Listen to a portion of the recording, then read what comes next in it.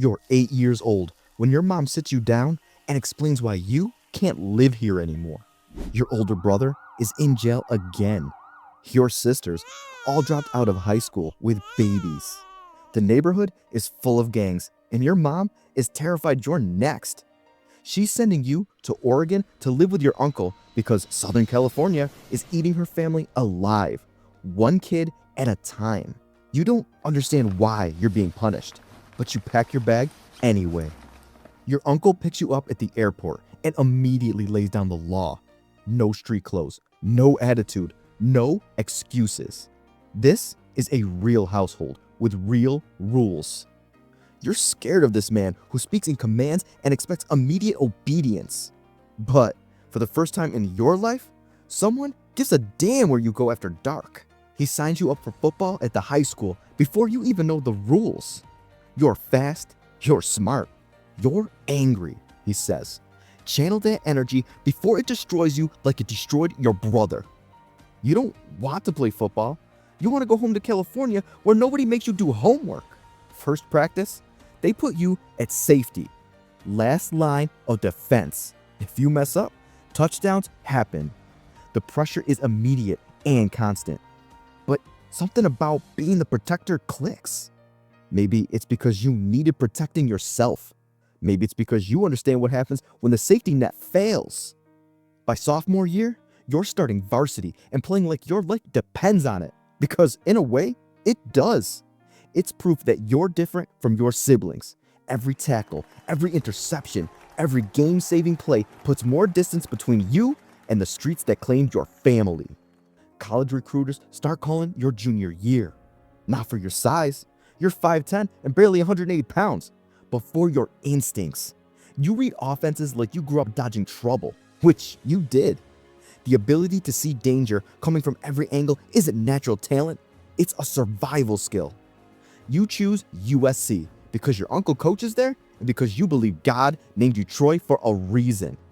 College ball is faster, more violent, more complex.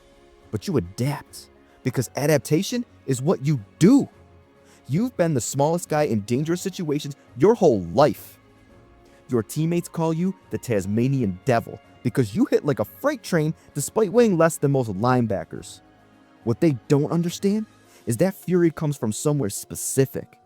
Every hit is payback for every time you felt helpless as a kid watching your family fall apart. You become a 2-time All-American and team captain. Lead the team in tackles 6 straight games.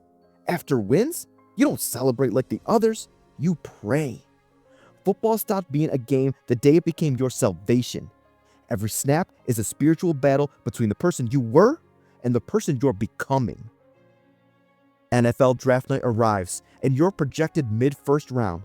Not bad for a safety, which is code for your position doesn't matter.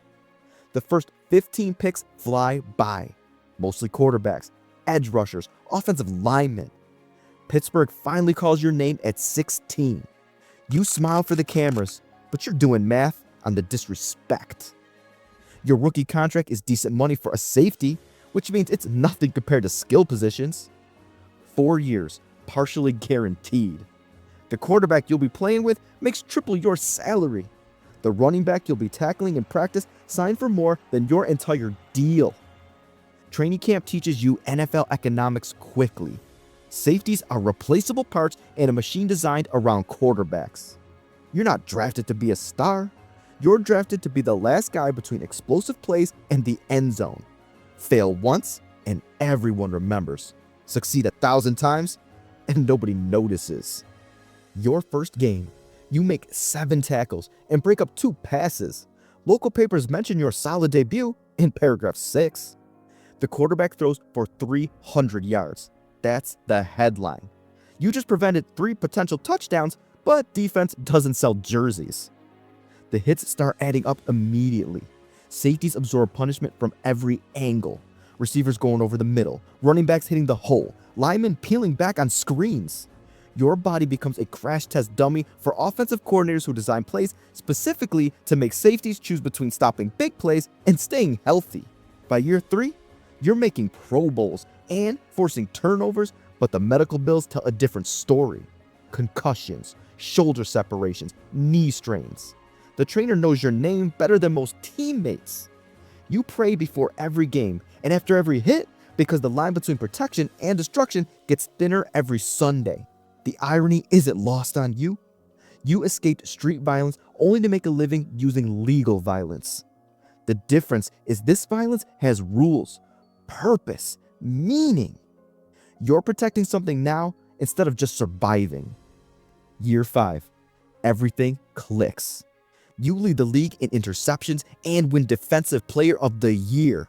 Sports media finally notices safeties exist when you're picking off Hall of Fame quarterbacks and returning them for touchdowns. The city loves you. Teammates respect you. Opponents game plan around you. But success as a safety comes with a target on your back. Offensive coordinators spend entire weeks designing plays to test your coverage. They send their fastest receivers at your zone, their biggest tight ends over the middle, their most elusive running backs to the edges you're supposed to cover. You make the game-saving interception in the AFC Championship game, returning it for the touchdown that sends your team to the Super Bowl. The stadium erupts, your teammates mob you, and for a moment, you remember why you fell in love with this violent ballet. The next week, you win the Super Bowl. The celebration feels hollow. You've reached the mountaintop of your profession, but your body feels like it's been thrown down a flight of stairs. Your knees ache when it rains. Your shoulders pop when you reach for things.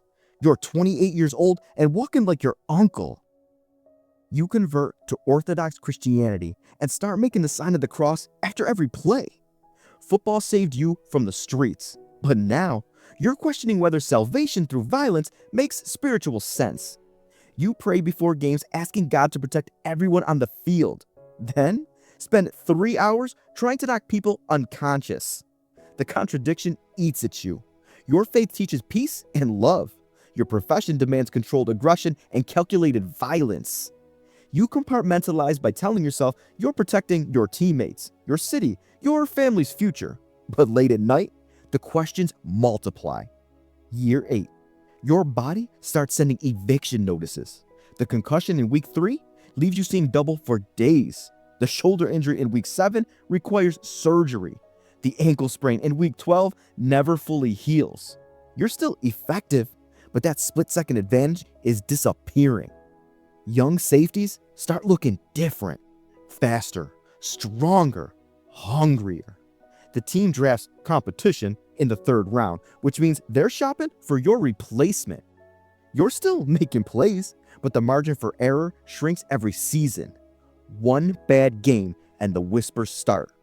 Lost a step. Year 12. Your body files bankruptcy during practice. Not a dramatic injury, just a routine coverage drill when your Achilles decides it's done with this life. The pop echoes across the field like a gunshot. Everyone stops and stares because that sound means the same thing in every stadium. Surgery, rehabilitation, false hope. You tell reporters you'll be back stronger than ever while secretly negotiating with reality. The team releases you during recovery with a statement thanking you for your tremendous contributions. 12 years of elite safety play reduced to corporate speak. One team calls with a minimum offer. You pass their physical on cortisone shots and denial. Practice squad. Then injured reserve. Then quietly released. No farewell tour, no ceremony, no jersey retirement. Just silence from a league that used your body as the last line of defense until it broke.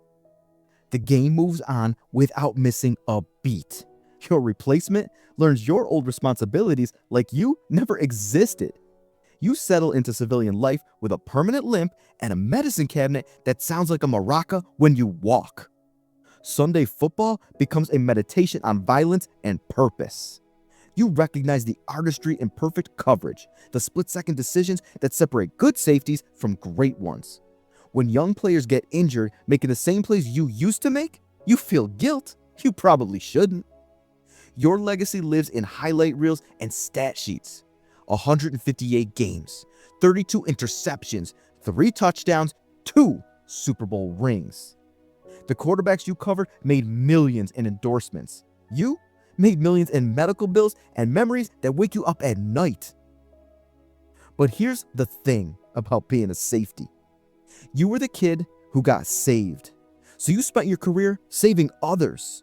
For 12 years, you were the last line of defense between chaos and order, between big plays and disasters, between the streets you escaped and the field you conquered.